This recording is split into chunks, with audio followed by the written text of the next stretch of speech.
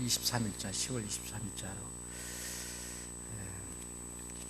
새로운 방문자들을 위해서 기도해 주시고요.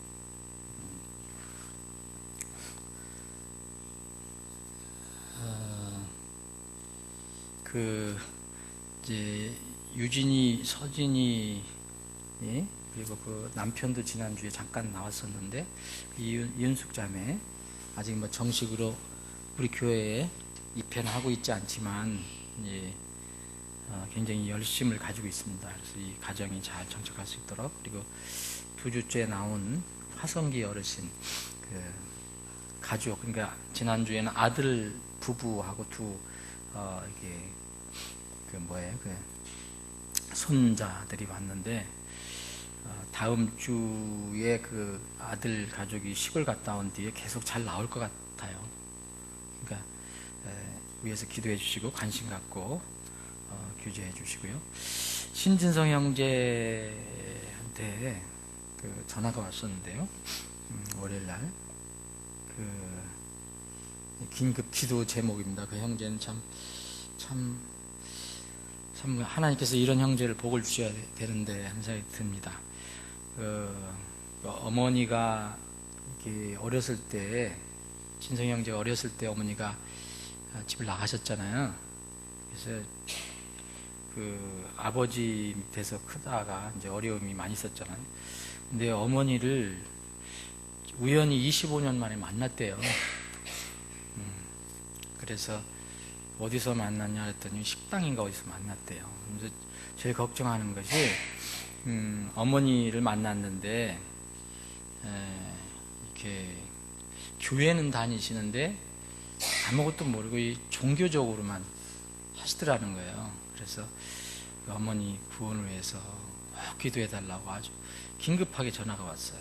그래서 어머니, 신진성 형제님 어머님 구원을 위해서 바른 믿음 안으로 들어오게 해달라 기도해 주시고요. 우트만 목사님이 지금 이제 신학교 강의를 하고 있는데, 계속 어깨가 계속 통증이 있다고 그래갖고 한번 병원에 가서 체크해보라 했더니 어깨에 그러니까 회전근인 같은데 그게 이제 찢어졌대요. 그러니까 제가 보기에는 회전근개 파열 같아요. 근데 이제 병원에서는 하여튼 텐던이 이렇게 브로큰 됐다. 그래서 11월 5일 날 수술이 예정되어 있습니다. 11월 5일 날. 그래서 수술이 잘 될 수 있도록 이렇게 기도해 주시고요. 조정인 자매 지난주에 왔다 갔는데 참 외로운 그런 신앙생활을 하고 있어요. 근데 교회를 사모하고 여러분들을 교제하는 걸 무척 사모하고, 그래서 아시겠지만 그 먼 데서, 여러분 땅 끝에서 그 무거운 쌀 한 짝하고 감 한 박스, 그거를 이렇게 실어 왔어요. 교회에서 먹으라고. 그러니까 이런 참 정성이 대단해요. 이렇게 교회를 굉장히 사모하는데 거기서는 신앙생활을 바로 잘 할 수가 없잖아요. 그래서 어머니를 지금 치매 걸린 어머니를 돌봐야 되니까, 그래서 조정인 자매 힘내고, 또 지금 폐 때문에 늘 고생을 하잖아요. 그래서 위에서 기도를 해 주시기 바랍니다. 말씀 잠깐 나누고 계속 기도하는 시간 갖겠습니다. 자, 오늘은 요한복음 이제 10장을 공부하겠습니다. 요한복음 10장을 보겠습니다. 요한복음 10장은 이제 이 하나의 제목으로 이렇게 전체를 통일해서 제목을 달기는 쉽지 않은 것 같아요.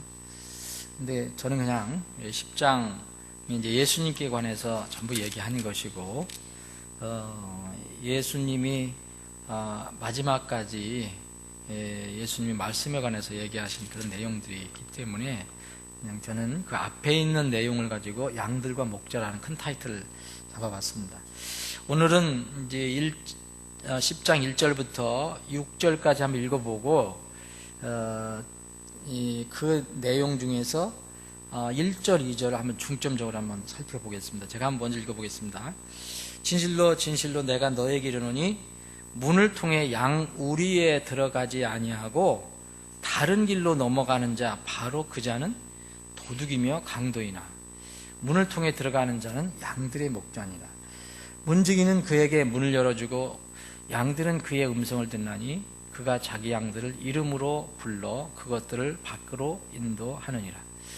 그가 자기 양들을 내놓은 뒤에 그들 앞에 가면 양들이 그의 음성을 알므로 그를 따라오되 낯선 자들의 음성은 알지 못하므로 낯선 자를 따르려 하지 아니하고 도리어 그에게서 도망하느니라. 예수님께서 이 비유를 그들에게 말씀하셨으나 그들은 그분께서 자기들에게 말씀하신 것들이 무엇인지 깨닫지 못하더라. 자, 1절부터 6절까지 저는 양과 목자의 비유라는 제목을 한번 다뤄봤습니다. 우리가 성경을 읽을 때, 여러분들 읽을 때 이 부분이 무엇인지 1절부터 6절까지 주님께서 말씀하신 부분이 무엇인지 이제 모르다가 6절에 가서야 이제 이 주님께서 말씀하신 내용의 성격을 이해를 하게 됩니다. 이제 여기 6절에 오면 예수님께서 이 비유를 그들에게 말씀하셨다 이렇게 얘기했습니다. 패러블이라고 얘기했는데 비유는 여러분들이 아시는 것처럼 이렇게 직접 설명하는 것이 아니죠. 간접적으로 설명하는 방법 중에 하나인데 주님께서 이 비유를 들어서 가르쳐주고 설명하실 때는 땅에 있는 사물, 어떤 사물을 매개체로 해서 하늘에 관한 것을 설명하는 그런 방법입니다. 그래서 이런 그 비유는 이 성경 곳곳에 많이 나와 있는, 특히 이제 예수님께서 말씀하신 복음서에 많이 나와 있는데 흔히 이제 마태복음 13장을 보면 온통 그 모든 장이 이제 하늘 왕국에 대한 7가지 비유로 가득 차 있습니다. 그래서 이제 마태복음 13장이 대표적인 비유장이라고 이렇게 하는데 이 좀 특이한 것은 사복음서 마태, 마가, 누가, 요한 이 가운데에 이제 다 이 비유가 나옵니다. 그런데 사복음서 중에서 공관복음, 마태, 마가, 누가복음에는 여러 곳에 비유가 나옵니다. 한두 곳에 나오는 게 아닙니다. 여러 곳에 나오는데 요한복음은 여기 10장 한 번 나옵니다. 다른 곳에는 많이 나옵니다. 그런데 또 요한복음 10장은 또 특성이 있습니다. 자, 우리가 9장을 마치고 이제 10장을 읽기 시작했는데 9장과 10장이 완전히 분리된 장이라고 생각하면 우리가 이제 계속해서 이 말씀을 읽고 이해할 때 어려움이 있을 수 있습니다. 주님께서 태어날 때부터 눈먼 사람의 눈을 뜨게 하시고 이제 이 주님의 일을 공격하는 바리새인 유대인들과 이렇게 논쟁하시는 말씀이 이제 9장에 나와 있죠. 9장 마지막에는 바로 그런 유대인들을 예수님께서 이렇게 책망하시는 그런 내용으로 끝납니다. 그런데 이제 9장 뒤에 얼마가 지난 뒤에 이제 10장이 시작된 것인지는 우리가 정확히 알 수가 없습니다. 그런데 분명한 것은 시차가 있더라도 9장 41절하고 10장 1절의 사건은 연속선상에 있다고 보는 것이 자연스럽습니다. 주님께서 10장의 비유 말씀을 뭐로 시작하셨습니까?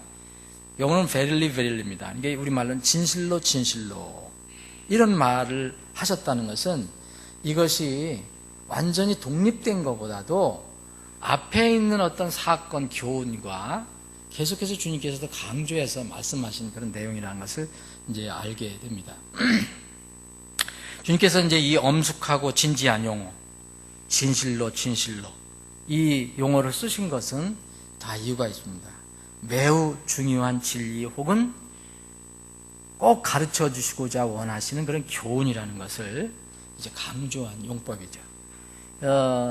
이 진실로 진실로 영어로는 verily very는 이 헬라 말로 보면 그리스 말로 보면 아멘 아멘으로 되어 있습니다. 그러니까 그리스 말로는 지금 아멘 아멘 이렇게 시작이 되는 겁니다. 예수님께서 그렇게 말씀하신 겁니다. 그러니까 이 말은 또 풀은 뭡니까? 진실이다. 그것은 진실이다. 참이다. 참된 것이다. 두 번을 말씀하신 것입니다. 이 원래 아멘은 히브리에서 온 단어죠. 그 그리스인들 썼지만 그 히브리에서 온 단어인데 그 뜻은 확고하다. 아주 그냥 흔들리지 않는다. 그리고 그렇게 될지어다. 이런 뜻이 있습니다. 근데 재미있는 것은 진실로라는 말, 그러니까 베릴리라는 한 번 나온 이 진실로라는 말은 다른 삼복음에서도 많이 나옵니다. 근데 요한복음에는 공관복음이 한 요한복음에는 진실로라고 한 번 쓰는 경우는 한 번도 나오지 않습니다. 대신 진실로라는 두 번 겹쳐 쓴 말이 요한복음에만 24번 나옵니다. 제가 이것을 이렇게 조사해 봤거든요. 우연히 이렇게 비교해 조사를 해 봤는데, 이게 무슨 특별한 뜻이 있는지 전 모르지만 하여튼, 이 진실로라는 말은 요한복음에만 나옵니다. 다른 삼복음서에는 진실로라는 한 번, 베릴리라는 말은 나오지만, 겹쳐서 나오는 것은 요한복음에서 나옵니다. 요한복음은 여러분들이 아시지만, 이 공관복음이 아닙니다. 공관복음, 마태, 마가, 누가 세 개인데 어떤 바라보는 관점이 공통적인 게 있다는 거죠. 역사적으로 기술한 것도 많고요. 순서대로 되는. 근데 요한복음은 다릅니다. 요한복음은 순수한 교훈 위주, 가르침 위주로 되어 있습니다. 그래서 요한복음은 어떤 특별한 마태복음은 1차 유대인 중심이다, 마가복음은 로마인 중심이다, 누가는 그리스인 중심이다, 이런 것이 아니고 요한복음은 이 교회들과 세상 전체를 향한 그런 대상이 세상 전체를 향한 중요한 진리와 교훈이 많이 들어있는 성경입니다. 그래서 이 요한복음에 진실로라는 말이 두 번 겹쳐서 나오는 것이 요한복음에 있다. 그때 여러분들이 요한복음 1장서부터 나오기 시작하거든요. 그리고 여러분 기억나는 것을 쉽게 기억하는 건 뭡니까? 요한복음 3장에 있는 니고데모 이야기. 근데 예수님께서 진실로 거듭해서 진실로 중요하고 이것은 꼭 알아야 한다. 물론 다 하나님 말씀 알아야 되지만 전 정말 주님께서 강조하신 그런 내용, 여기도 지금 바로 그런 내용들이 들어있는 것입니다.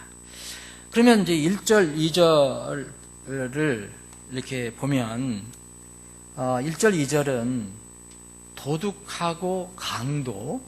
도둑과 강도와 이게 대비되는 양들의 목자에 대해서 얘기합니다. 제가 한번 1절, 2절 다시 한번 읽어보겠습니다. 진실로 내가 너에게 이르노니 문을 통해 양 우리에 들어가지 아니하고 다른 길로 넘어가는 자 바로 그 자는 도둑이며 강도이나 문을 통해 들어가는 자는 양들의 목자니라. 주님께서 지금 주님 앞에 모여있는 사람들, 너희라고 그랬는데 너희에게 이르노니, 이 너희는 누구였습니까? 물론 제자들도 있겠지만 이 제자들을 포함한 유대인들입니다. 여기에 보면 19절에 이제 예수님께서 이 비유, 그리고 그것을 못 알아들으니까 이 첫 번째 비유는 못 알아들었다고 했습니다. 이해를 못했어요. 그래서 다시 주님께서 구체적으로 설명을 하시는 것이 7절부터거든요. 그러면 이 말씀이 다 끝나고 났을 때 이 말씀을 일부 이해한 사람들이 있었어요. 유대인들 중에서.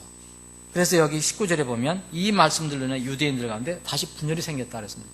그러니까 지금 여기에 너희들은 주로 제자들도 있지만 지금 바로 앞에 9장에서 예수님과 치열하게 논쟁을 하고 예수님을 공격했던 그 유대인들이 대상이라는 걸 알 수 있습니다. 물론 제자들도 대상이 될 수 있습니다. 이 유대인들에게 진실로 그리고 제자들에게 진실로라는 용어로 말씀하신 것은 바로 조금 전에 말씀드린 대로 이 바로 9장에 있었던 사건과 전혀 별개의 사건이 아니다. 이것은 어느 정도 연관성이 있다는 것을 암시하고 있습니다. 여기 9장 40절에 이 사람들이 이제 예수님께서 이제 그렇게 말씀하셨을 때 내가 심판하러 세상에 왔는데 내가 심판한다는 건 뭐냐? 보지 못하는 자들은 보게 하고 보는 자들은 내가 눈멀게 하려고 온 것이다. 그러니까 이제 바리새인들 중에서, 유대인들 중에서 그러면 우리도 눈물 왔냐 이렇게 예수님께 공격한 거거든요. 공격성 질문을 한 유대인들에게 무엇인가 계속 가르쳐 주시고 싶은 것입니다. 그리고 그들에게 경고도 해주고 싶으신 것이 틀림없습니다. 이 사람들은 눈이 일단은 멀은 사람입니다. 그래서 왜 이 비유를 말씀하시냐, 이 제자들이 이제 비유를 말씀하실 때 왜 선생님 자꾸 비유로 말씀하실까? 왜 직설적으로 말씀하시고 비유로 말씀하실까? 할 때 이 제자들이 물어본 적이 있습니다. 마태복음 13장을 보시면 제자들이 왜 선생님은 비유로 말씀하십니까? 그러니까 예수님께서 다 완전히 이미 마음이 이제 굳어져서 이제 듣지 않으려고 하는 그런 사람들에게는 비유로 말씀하신다. 얘기했습니다. 놀라운 그런 무서운 말도 있습니다. 그들이 이제는 때가 늦었다는 거죠. 다시는 이들이 깨닫지 못하도록 비유를 내가 말한다. 근데 너희들은 참 들을 귀가 있으니까 너희들은 복이 있다라고 말씀을 하십니다. 마태복음 13장을 보면. 그래서 비유는 직설적으로 설명하는 것이 아니고 간접적으로 전하는 것이기 때문에 영적으로 들을 귀 있는 자들만 이제 들을 수 있습니다. 예수님께서 비유로 말씀하신 것은 누구에게나 다 들으라고 얘기하신 게 아니고 들을 귀 있는 자가 들어라라고 하시는 것입니다. 마태복음 13장 9절에 보면 들을 귀 있는 자는 들을지어다 그래서 비유를 말씀하시면서 예수님의 제자들은 이미 예수님의 제자가 된 사람들은 비유를 이해할 수 있습니다. 그런데 혹시 이해하지 못하더라도 주님께서 그 비유를 늘 풀어주셨습니다. 문제가 없어요. 그런데 이미 자신들의 종교와 관념으로 마음이 굳어져서 영의 귀로 들으려고 하지 않고 또 영의 눈으로 보지 않으려고 하는 사람들에게는 늘 수수께끼에 지나고 맙니다. 그래서 예수님을 그렇게 찾아다녔던 떡을 위해서, 기적을 위해서, 빵을 위해서 찾아다녔던 사람들이 나중에 예수님께서 비유로 어떤 면은 좀 직설적으로 얘기하지 않고 비유로 말씀하시니까, 비유적으로 말씀하시니까, 비유법으로 말씀하시니까 참 어렵도다 하고 다 떠납니다. 다. 예수님께서는 이 비유에서, 지금 여기 비유라고 분명히 6절에서 얘기했습니다. 예수님께서 이 비유를 그들에게 말씀하셨는데 그들이 이 무슨 말씀인지 깨닫지 못했다라고 얘기합니다. 물론 이 중에서 이제 일부 깨달은 사람들이 뒤에 나타났죠. 더 구체적으로 설명할 때. 이러한 이유와 배경에서 주님의 비유는 상당히 부정적으로 시작이 됩니다. 이런 사람들이기 때문에. 그래서 진실로 해서 목자는 이렇다 했으면 좋았을 것인데 저는 진실로라고 강조하시면서 먼저 가르쳐 주신 것이 뭐냐면 도둑과 강도에 대한 가르침입니다. 정의입니다. 예수님은 사람들이 많이 이렇게 사랑 그리고 자비로우신 분 무조건 품어주시는 분 많이 이렇게 얘기하지만 사실 예수님께서 말씀하신 거 보면 참 엄한 게 참 많습니다. 여기도 먼저 비유로 말씀하시면서 여기서 도둑과 강도를 강조하십니다. 우리는 이제 성경 독자로서 이 주님의 뜻을 이해하고 그 주님 마음에 맞춰야 할 것입니다. 양우리에 들어가는 사람이 여기 나옵니다. 여기 2절에 보면 그죠? 문이 나오고요. 문을 통해 양우리 그리고 이제 도둑이 나오고 강도가 나옵니다. 양들의 목자가 나옵니다. 양우리에 들어가는 사원이 나옵니다. 주님께서는 목자 대신에 먼저 부정적인 사람들을 먼저 제시하셨습니다. 주님께서 사람들에게 경고하고 알려주고 싶으신 것은 먼저 부정적인 사람들이었습니다. 도둑들과 강도에 관한 것입니다. 예수님께서 지목하신 양들의 도둑과 강도는 어떤 사람이냐? 문이 아닌 다른 길로 넘어가는 사람이라고 말씀하십니다. 1절에 주님께서는 당시 주님 앞에 서 있었던 사람들과 이 시대 우리 성경 독자에게, 여러분들과 저에게 양우리에 들어와서 그 이리들이 양들을 훔쳐가거나 잡아먹기 전에 미리 그들의 영적인 정체를 파악할 수 있는 기준을 알려주셨습니다. 1절, 2절 간단한 것 같지만 분명히 그것을 알려줍니다.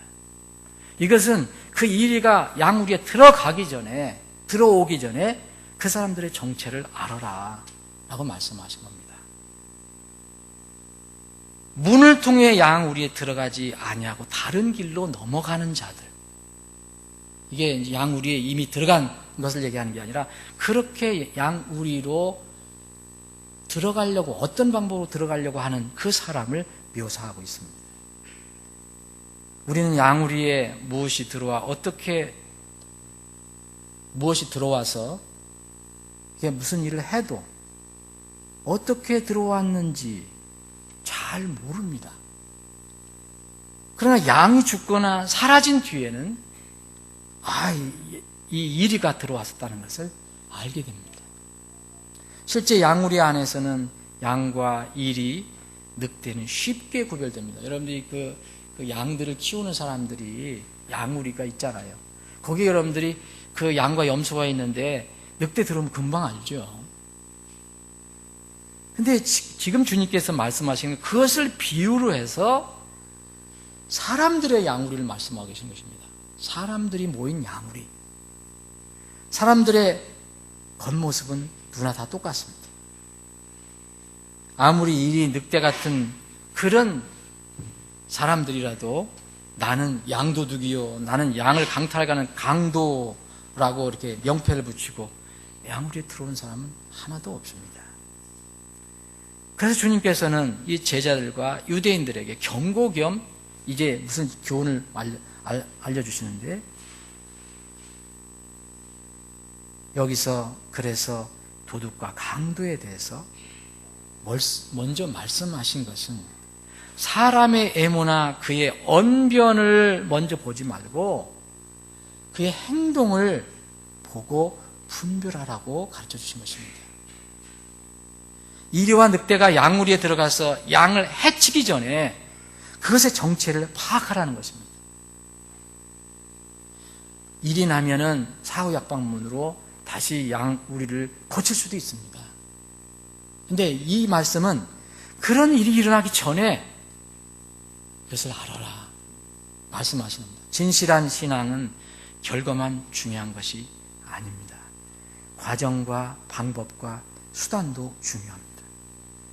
양우리에 들어가는 것이 최종 목적이라고, 목적을 이루기 위해 정해진 문을 통해 들어가지 않고 다른 길로 넘어가면 모두 주님의 판단으로는 도둑이고 강도라는 것입니다.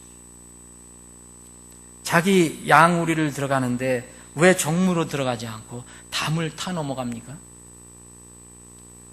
나쁜 의도의 속셈이 있기 때문입니다.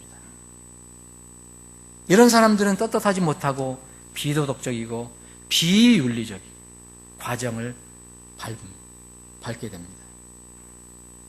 목적을 이루면 그것을 정당화하려고 합니다. 그러다가 자신의 비리가 드러나면 돌변해서 스스로 행동을 통해서 자신의 정체를 드러내는 것이 바로 도둑이고 강도입니다. 도둑은 어떻게, 강도와 차이가 뭐가 있습니까? 도둑은 뭘 탈취해가는 것은 분명한데, 불법적으로 탈취하는 건 분명한데 속이는 거죠. 남이 모르게. 그런데 강도는 뭡니까? 강도는 더 대담하게 아주 공개적으로 폭력을 써서 탈취해가는 거죠. 도둑이나 강도나 탈취해가는 건 마찬가지인데 방법이 좀 차이가 있습니다. 그래서 도둑, 강도, 이것을 주님께서는 바로 문을 통해서 양우리에 들어가지 않는 사람들은 다 도둑과 이 강도라고 말씀하신 것입니다. 그런데 이 도둑과 양과 대비해서 주님께서는 이 양들의 목자를 대비시키셨습니다. 아주 단순합니다. 양들의 목자는 그냥 문을 통해 들어가는 자입니다. 문을 통해 들어간다. 우리는 무슨 일을 하든지 이렇게 정당하고 옳고 바른 그런 방법으로 해야 합니다.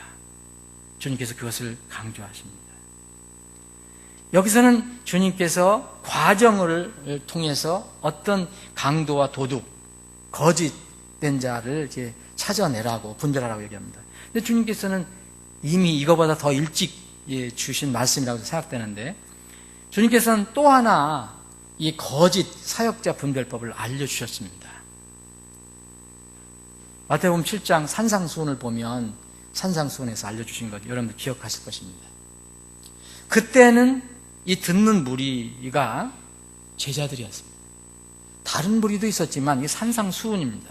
제자들 향해서 하신 것입니다.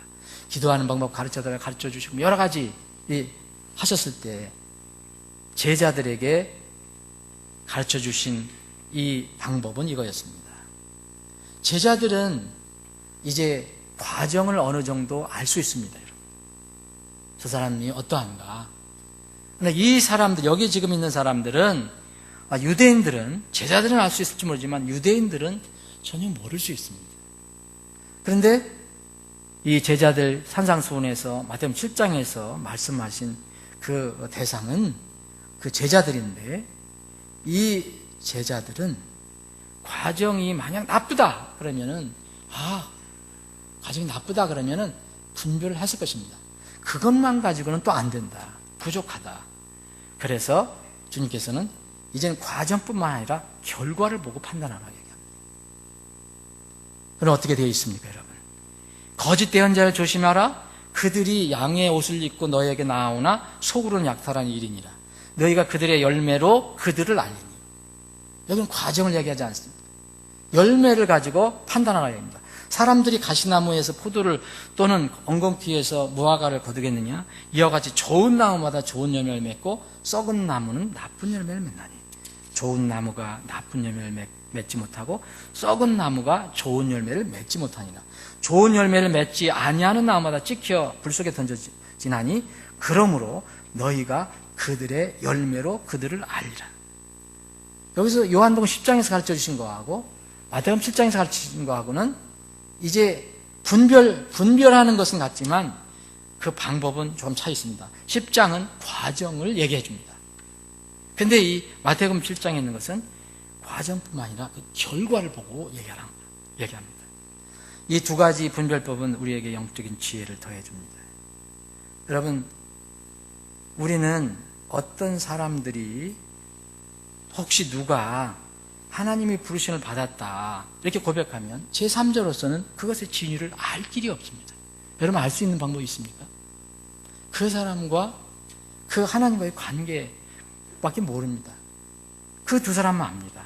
두 관계입니다. 그런데 제3자로서는 그것을 알 수가 없어요. 여러분 가룟 유다를 여러분 처음부터 알았습니까? 제자들이 다 몰랐습니다. 예수님만 알았죠. 가룟 유다하고 예수님만 알았죠. 다른 제자들은 아무도 몰랐습니다. 그렇게 인정했습니다. 그런데 그 과정과 열매는 다른 사람들도 바라볼 수 있습니다.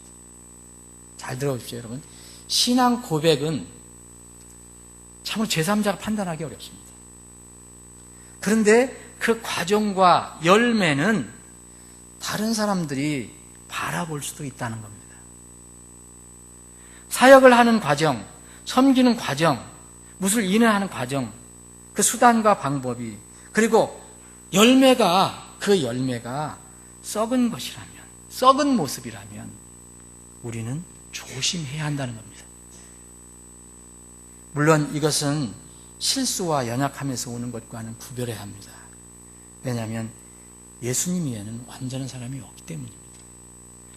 그럼 뭘 가르쳐 줍니까? 예수님께서 그 삶과 사역의 목표와 방향 그리고 방법, 이것이 하나님으로부터 온 것이어야 된다는 거죠. 그것이 아닌 것은 우리가 분별해야 된다는 겁니다. 담을 터넘어가면 안 된다는 거죠.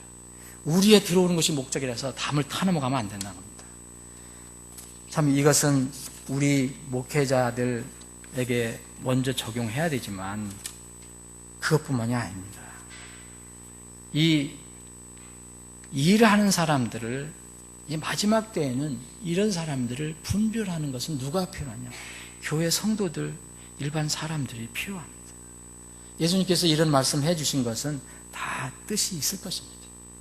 마지막 때에 예수님께서 오실 때에 이제 마지막에 여러 가지 현상, 징조 중에서 가장 주의하라는 것이 뭐였습니까? 제일 첫 번째가 속지 말라는 것입니다.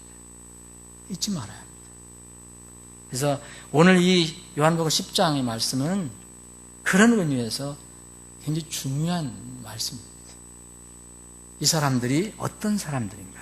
이제 구체적으로 뒤에 이제 설명이 됩니다.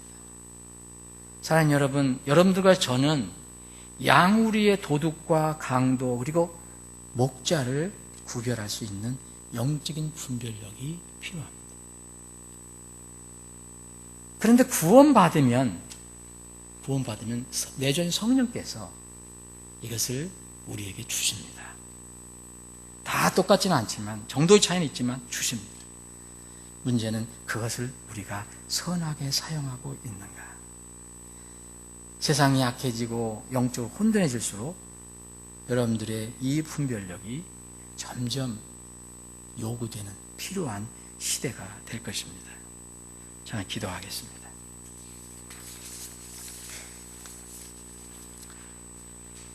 아버지 하나님, 오늘도 저희들에게 믿음 주셔서 모이게 하시고 모여서 세상의 것을 우리가 논하고 다룬 것이 아니고 우리를 구원해 주신 주님을 찬양하고 또 전지전능하신 주 하나님께 우리의 마음을 내려놓고 기도하기 위해서 주님을 경배하기 위해서 이렇게 모였습니다.